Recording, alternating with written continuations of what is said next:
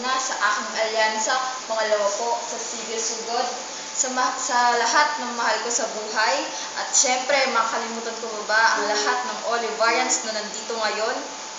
Ngayon po, nais ko pong magpakilala sa inyo. Ako po si Aljana Anacta Cuerdo, and I'm vying for the position of third-year batch representative. Well, I want to start this speech with what Spider-Man said, with great responsibility. Well, ang responsibilidad po ang pinaka-importanting aspeto kung bakit po ako nagtagal ng 3 taon bilang student assistant.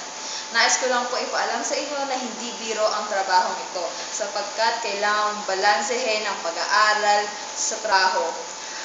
Pero hindi po ibig sabihin ito na mag-aaral at magtatrabaho na lamang po tayo. Kailangan din po natin gawin ang bagay na makapagpapasaya po sa atin.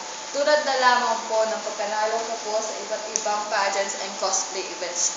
Subalit, mas masarap po sa pakiramdam ang maglingkod sa inyo, kung saan napatunayan ko na po ito sa pagiging leader sa iba't ibang organisasyon tulad ng SAS and OCCS. Ang lahat ng ito ay hindi lang bumubuo sa isang Aljana, sapagkat naniniwala po ako na you have to be spiritually healthy. You have to be spiritually healthy bilang chapter head ng Youth for Christ. For Christ, naniniwala po ako, masaya po ako na nakatayo dito ay sa harapan niyo.